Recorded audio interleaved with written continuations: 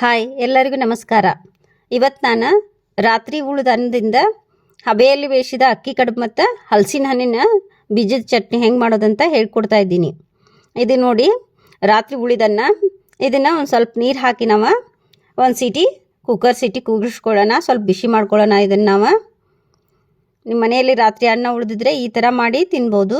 ನೋಡಿ, ನಾನು ಒಂದು ಕುಕ್ಕರ್ ಸೀಟಿ ಆಗುತ್ತೆ ಈಗಿದು. ಈಗ ನಾವು ಈ ಕುಕ್ಕರ್ ಸೀಟಿ ಆರೋದ್ರೊಳಗನ ನಾವು ಈಗ ಹಲಸಿನ ಹಣ್ಣಿನ ಬೀಜನ ಮತ್ತು ಒಂದು ಸೈಡಿಗೆ ಕುದಿಲಿಕ್ಕಿಡೋಣ. ನೋಡಿ, ಇದು ಸಿಟಿ ಆದ ಕೂಡಲೇ ನಾನು ಇಲ್ಲಿ ಇವನ್ನ ಹಲಸಿನ ಹಣ್ಣಿನ ಬೀಜ ನಾನು ಸ್ಟೋರ್ ಮಾಡಿ ಇಟ್ಕೋತೀನಿ. ಇವು ಸ್ವಲ್ಪ ಉಳಿದಿದ್ದಾವೆ ಅಂತೇಳಿ ತೋರಿಸ್ತಾ ಇದ್ದೀನಿ. ರಾತ್ರಿ ನೆನೆ ಇಟ್ಟಿದ್ದೆ ಈ ಹಲಸಿನ ಹಣ್ಣಿನ ಬೀಜನ. ನೋಡಿ, ಈ ಥರ ಇವನ್ನ ಈಗ ಏನು ಮಾಡ್ಕೋಬೇಕು, ಒಂದು ಕುಕ್ಕರಿಗೆ ಹಾಕೊಂಡು ಸ್ವಲ್ಪ ನೀರು ಹಾಕಿ ಸ್ವಲ್ಪ ರುಚಿಗೆ ತಕ್ಕಷ್ಟು ಉಪ್ಪು ಹಾಕಿ ಇದನ್ನು ನಾನು ಒಂದು 3 ಸೀಟಿ ಕೂಗಿಸ್ಕೋಬೇಕು. ಕುಕ್ಕರಲ್ಲಿ 3 ಸೀಟಿ ಇದನ್ನು ವಿಸಲ್ ಬರಿಸ್ಕೊಳ್ಬೇಕು.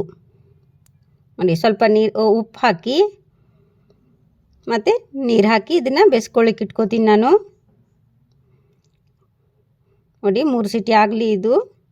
ಈಗ ಕುಕ್ಕರ್ ಆರಿದೆ ನೋಡಿ, ಇದು ಅನ್ನ ಬೇಯ್ದಿದ್ದು ಕುಕ್ಕರ್ ಆರಿದೆ. ತೋರಿಸ್ತೀನಿ ರೀ. ನೋಡಿ, ಅನ್ನ ಈ ಥರ ಬೇಯಿಸ್ಕೊಳ್ಬೇಕು. 1 ಸೀಟಿ ಆದರೆ ಚೆನ್ನಾಗಾಗತ್ತೆ ಇದು. ಇದಕ್ಕೇ ನಾವು ಇದಕ್ಕೆ ಅಕ್ಕಿ ಹಿಟ್ಟು ಹಾಕ್ಕೊಳ್ಳೋಣ. ನೋಡಿ, ನಾನು ಅನ್ನನ ಮಿದುವಾಗಿದೆ ಇಲ್ಲ ಅಂತ ನೋಡ್ಕೊಳ್ತಾ ಇದ್ದೀನಿ. ಇದು ರಾತ್ರಿ ಉಳಿದನ್ನ. ಇದಕ್ಕೆ ನಾನು ಒಂದು 3 ರಿಂದ 4 ಬಟ್ಲ ಅಕ್ಕಿ ಹಿಟ್ಟು ಹಾಕೋತಿದ್ದೀನಿ. ನೋಡಿ, 3 ರಿಂದ 4 ಬಟ್ಲ ಅಕ್ಕಿ ಹಿಟ್ಟು ಹಾಕೊಂಡು ಇದನ್ನು ಚೆನ್ನಾಗಿ ಮಿಕ್ಸ್ ಮಾಡ್ಕೊಳ್ಬೇಕು. ಈ ಥರ ಮಿಕ್ಸ್ ಮಾಡ್ಕೊಳ್ಬೇಕು. ಇದನ್ನು ಬಿಸಿ ಹಿಟ್ಟು ಇದಕ್ಕೆ ಹೊಂದ್ಕೊಳ್ಳುತ್ತೆ ಅಂಥೇಳಿ ನಾನು ಚೆನ್ನಾಗಿ ಮಿಕ್ಸ್ ಮಾಡ್ಕೊಳ್ತಾ ಇದ್ದೀನಿ. ಈಗ ಇದನ್ನು ಒಂದು ದೊಡ್ಡ ತಟ್ಟೆಗೆ ಹಾಕ್ಕೊಳ್ತೀನಿ. ನೋಡಿ, ಈಗಿದೆ ಅಷ್ಟು ಎಲ್ಲ ಹಿಟ್ಟನ್ನು ನಾನು ತಟ್ಟೆಗೆ ಹಾಕ್ಕೊಳ್ತಾ ಇದ್ದೀನಿ. ಈ ಹಿಟ್ಟನ್ನು ನಾವು ಈಗ ಹಿಟ್ಟಿಗೆ ಸ್ವಲ್ಪ ಜೀರಿಗೆ, 1 ಚಮಚ ಜೀರಿಗೆ ತೊಗೊಂಡಿದ್ದೀನಿ ನಾನು. ಇದಕ್ಕೆ ಚೆನ್ನಾಗಿದ್ದು ರುಚಿ ಇರುತ್ತೆ ಅಂಥೇಳಿ. ಮತ್ತು ಒಂದು ಸ್ವಲ್ಪ ರುಚಿಗೆ ತಕ್ಕಷ್ಟು ಉಪ್ಪು. ಅನ್ನಕ್ಕೆ ಉಪ್ಪು ಹಾಕಿರ್ತೀವಿ, ನೋಡ್ಕೊಂಡು ಉಪ್ಪು ಹಾಕೋಬೇಕು. ಉಪ್ಪು ಹಾಕೊಂಡು ಇದನ್ನು ಮುದ್ದೆ ಥರ ಬಿಸಿ ಇರ್ತಾರೆ. ನಾನು ಈ ಥರ ಉಂಡೆಗಳ ಥರ ತೊಗೊಳ್ತೀನಿ. ನೋಡಿ, ಈ ಥರ ಉಂಡೆ ತೊಗೊಂಡು ನಾನು ಅಷ್ಟು ನಾದ್ಕೊಳ್ಬೋದು. ಯಾರು ಹೊಸವಾಗಿ ಅಡುಗೆ ಕಲಿತಿರ್ತಾರಲ್ಲ ಅವರು ಈ ಥರ ಉಂಡೆ ಯಾವ ಥರ ಉಂಡೆ ಮಾಡ್ಕೊಳ್ತೀವಿ ಆ ಥರ ಉಂಡೆಗಳನ್ನ ಇಟ್ಕೋಬೇಕು. ನಾನು ಪಕ್ಕಕ್ಕೆ ತೋರಿಸ್ತಾ ಇದ್ದೀನಿ ನೋಡಿ. ಸ್ವಲ್ಪ ಉಗುರು ಬೆಚ್ಚಗೆ ಬಿಸಿ ಇರುತ್ತೆ. ಈ ಥರ ಉಂಡೆಗಳನ್ನ ಮಾಡಿಟ್ಕೋಬೇಕು. ಒಂದೊಂದು ಉಂಡೆಗಳು ಮಾಡ್ಕೊಂಡು ಈಗ ಸ್ವಲ್ಪ ಒಣ ಹಿಟ್ಟು ಉಳಿದ್ರೆ ಅದನ್ನು ನಾನು ಏನು ಮಾಡ್ತೀನಿ ಅಂತ ತೋರಿಸ್ತೀನಿ ನಿಮಗೆ.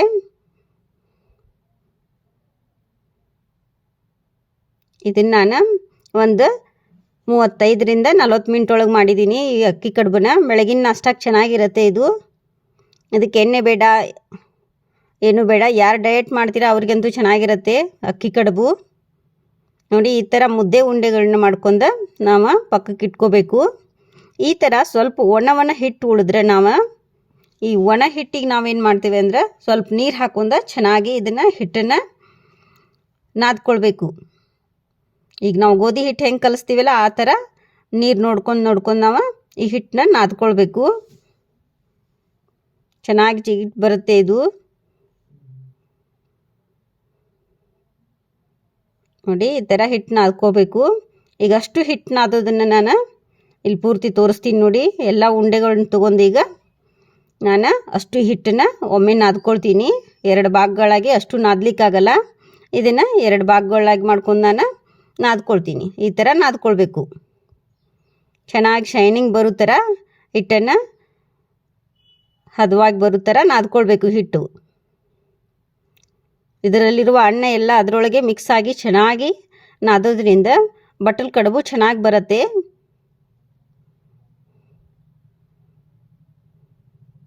ಈ ಬಟ್ಟಲು ಕಡುಬನ್ನ ಒಂದು 10 ರಿಂದ 12 ತಿಂದರೂ ಹೊಟ್ಟೆ ತುಂಬಲ್ಲ, ಅಷ್ಟು ರುಚಿಯಾಗಿರುತ್ತೆ ಇದು ಬಟ್ಟಲು ಕಡುಬು. ನೋಡಿ, ಹಿಟ್ಟು ಚೆನ್ನಾಗಿ ನಾದ್ಕೊಳ್ತಾ ಇದ್ದೀನಿ ನಾನು. ಇಲ್ಲಿ ಹಿಟ್ಟನ್ನು ನಾವು ಎಷ್ಟು ಚೆನ್ನಾಗಿ ನಾದ್ಕೋತಾವೋ ಅಷ್ಟು ಚೆನ್ನಾಗಿ ಬರ್ತಾವೆ. ಈಗ ಹಿಟ್ಟು ರೆಡಿ ಆಗಿದೆ. ಇದಕ್ಕೆ ನಾವು 1 ಸ್ಪೂನ್ ಎಣ್ಣೆ ತೊಗೊಂಡು ಚಿಕ್ಕ ಉಂಡೆಗಳನ್ನ ಮಾಡ್ಕೋಬೇಕು. ಈಗ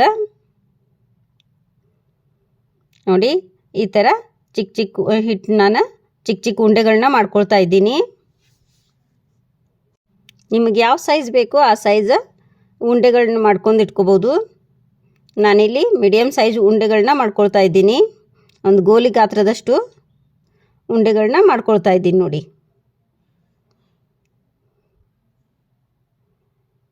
ಈಗ ತೋರಿಸ್ತೀನಿ, ಒಂದು 8 ಅಷ್ಟೇ ಉಂಡೆಗಳನ್ನ ಮಾಡಿ ತೋರಿಸ್ತಾ ಇದ್ದೀನಿ ನೋಡಿ. ಈಗ ಒಂದು ನಾನು ಇಡ್ಲಿ ಪಾತ್ರೆನ ತೊಗೊಂಡಿದ್ದೀನಿ.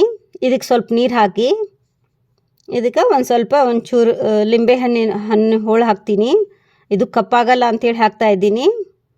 ಇದ್ರ ಒಂದು ಪ್ಲೇಟ್ ಇಟ್ಕೊಳ್ಬೇಕು ನಾವು. ಈ ಥರ ಇಟ್ಕೊಂಡು ಈ ಉಂಡೆಗಳನ್ನ ರೆಡಿ ಮಾಡ್ಕೊಂಡಿದ್ದೀನಿ ನೋಡಿ. ನಾನು ಈ ಥರ ಬಟ್ಟಲ್ ಥರ ನಾವು ರೌಂಡ್ ಮಾಡಿ ಇದ್ರೊಳಗೆ ಒಂದೊಂದೇ ಇಡಬೇಕು. ಇವನ್ನಷ್ಟೂ ನಾನು ಮಾಡಿ ತೋರಿಸ್ತೀನಿ ನೋಡಿ. ಇವನ್ನಷ್ಟೂ ಮಾಡಿ ಇದ್ರೊಳಗೆ ಹಾಕೋತೀನಿ.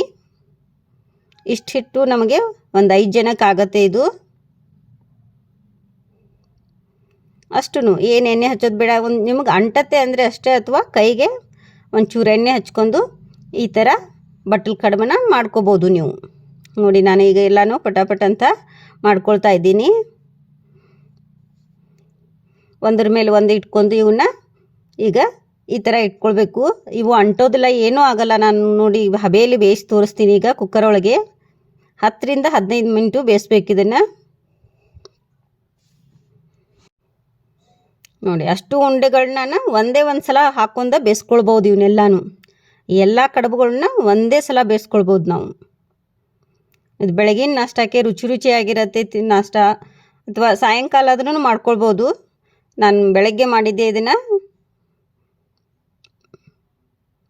ಇವನು 10 ರಿಂದ 12 ತಿಂದರೆ ಮಧ್ಯಾಹ್ನ ಮಟ್ಟ ಹೊಟ್ಟೆ ಹಸುವಾಗೋದಿಲ್ಲ. ಆ ಥರ ಹೊಟ್ಟೆ ಗಟ್ಟಿ ಆಗುತ್ತೆ ನೋಡಿ. ಎಲ್ಲ ಕಡುಬುಗಳನ್ನ ನಾನೀಗ ಮಾಡ್ಕೊಂಡು ಹಾಕೋತಾ ಇದ್ದೀನಿ.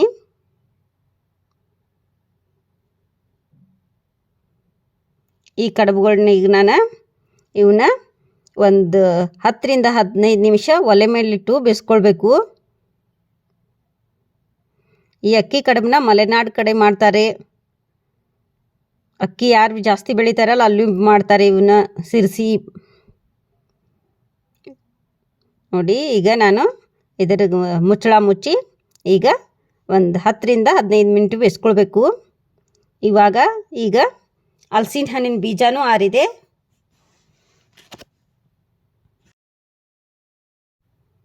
ನೋಡಿ. ಹಲಸಿನ ಹಣ್ಣಿನ ಬೀಜನ ಈಗ ನಾನು ತೋರಿಸ್ತೀನಿ ನೋಡಿ. ಚೆನ್ನಾಗಿ ಇದು ಬೆಂದಿದೆ. ಈಗ ಈ ಹಲಸಿನ ಹಣ್ಣಿನ ಬೀಜಗಳನ್ನ ಈಗ ಒಂದು ಪಾತ್ರೆಗೆ ಹಾಕೋಣ, ದೊಡ್ಡ ಪಾತ್ರೆಗೆ ಆರ್ಲಿಕ್ಕೆ.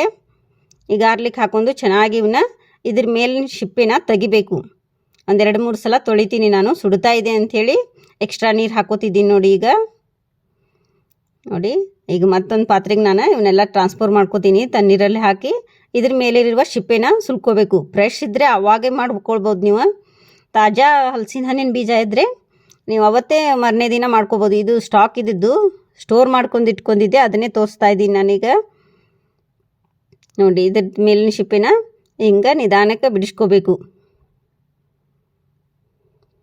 ಇದು ಚೆನ್ನಾಗಿ ಕುದ್ದಿದೆ. ಈಗ ಈ ಹಲಸಿನ ಹಣ್ಣಿನ ಚಟ್ನಿನ ಹೆಂಗೆ ಮಾಡ್ಬೇಕಂತ ಹೇಳ್ತೀನಿ ನೋಡಿ. ನಾನು ಈ ಶಿಪ್ಪೆಗಳನ್ನ ಈ ಥರ ಸುಲ್ಕೊಳ್ಬೇಕು ನೋಡಿ. ನಾನೆಲ್ಲ ಶಿಪ್ಪೆಗಳನ್ನ ಸುಲ್ಕೊಂಡು ರೆಡಿ ಮಾಡ್ಕೊಂಡಿದ್ದೀನಿ. ಈಗ ಒಂದು ಪ್ಲೇಟಿಗೆ ತೆಗೆದಿಟ್ಕೋತೀನಿ ನೋಡಿ. ಈ ಅಡುಗೆ ಮಾಡೋದು ಲೇಟ್ ಆಗ್ತತೆ ನಿಜ, ಆದರೆ ರುಚಿ ಚೆನ್ನಾಗಿರುತ್ತೆ. ಒಂದು ಸಲ ಮಾಡಿ ನೋಡಿ. ಇಷ್ಟ ಆದರೆ ಒಂದು ಲೈಕ್ ಮಾಡಿ.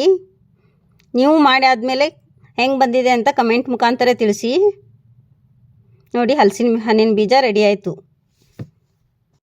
ಈಗ ಒಂದು ಮಿಕ್ಸಿ ಜಾರ್ ತೊಗೊಂಡು ನಾನು ಈ ಹಲಸಿನ ಹಣ್ಣಿನ ಬೀಜ ಹಾಕೊಂಡಿದ್ದೀನಿ. ಇದಕ್ಕೆ ಹಲಸಿನ ಹಣ್ಣಿನ ಬೀಜ ಕಡಿಮೆ ಆಯ್ತು ಅಂತೇಳಿ ನಾನು ಸ್ವಲ್ಪ ಕೊಬ್ಬರಿ ಹಾಕೊಂಡಿದ್ದೀನಿ. ಹಲಸಿನ ಹಣ್ಣಿನ ಬೀಜ ಇದ್ದರೆ ಅಷ್ಟು ಹಾಕೊಂಡು ಮಾಡ್ಕೊಳ್ಬೋದು. ಇದಕ್ಕೇನೆ ಒಂದು 6 ಮೆಣಸಿನ್ಕಾಯಿ, ಸ್ವಲ್ಪ ಕೊತ್ತಂಬರಿ, ಮತ್ತು ಹುಣಸೆ ಹಣ್ಣು, ಮತ್ತು ಜವಾರಿ ಬೆಳ್ಳುಳ್ಳಿ, ಮತ್ತು ಸ್ವಲ್ಪ ರುಚಿಗೆ ಅಂಥೇಳಿ ಸಕ್ಕರೆ ಹಾಕೋತಾ ಇದ್ದೀನಿ. ಮತ್ತು ರುಚಿಗೆ ತಕ್ಕಷ್ಟು ಉಪ್ಪು, ಸ್ವಲ್ಪ ಜೀರಿಗೆ, ಮತ್ತು ಸ್ವಲ್ಪ ನೀರು ಹಾಕಿ, 1-2 ಚಮಚ ನೀರು ಹಾಕಿ ಇದನ್ನು ಚೆನ್ನಾಗಿ ನೈಸಾಗಿ ರುಬ್ಕೊಂಬರ್ಬೇಕು ನೋಡಿ. ಈ ಥರ ನೈಸಾಗಿರಬೇಕು. ಇದಕ್ಕೆ ಒಗ್ಗರಣೆ ಕೊಡಲ್ಲ ನಾವು. ನೋಡಿ ಅಕ್ಕಿ ಕಡುಬು ಎಣ್ಣೆ ಇಲ್ಲ, ಇದು ಚಟ್ನಿನೂ ಎಣ್ಣೆ ಇಲ್ಲ. ಈಗ ಬಿಸಿ ಬಿಸಿಯಾದ ಅಕ್ಕಿ ಕಡುಬು ರೆಡಿಯಾಗಿದೆ. ಅಕ್ಕಿ ಕಡುಬು ಮತ್ತು ಹಲಸಿನ ಹಣ್ಣಿನ ಚಟ್ನಿ ತಿನ್ನಲಿಕ್ಕೆ ರುಚಿ ರುಚಿಯಾಗಿರುತ್ತೆ. ನೀವು ಮಾಡಿ ನೋಡಿ, ಮನೆಯವರಿಗೂ ಮಾಡಿಕೊಡಿ. ಇಷ್ಟ ಆದರೆ ಒಂದು ಲೈಕ್ ಮಾಡಿ. ನೋಡಿ, ಅಕ್ಕಿ ಕಡುಬು ಮತ್ತು ಹಲಸಿನ ಹಣ್ಣಿನ ಬೀಜದ ಚಟ್ನಿ ರೆಡಿ. Thank you.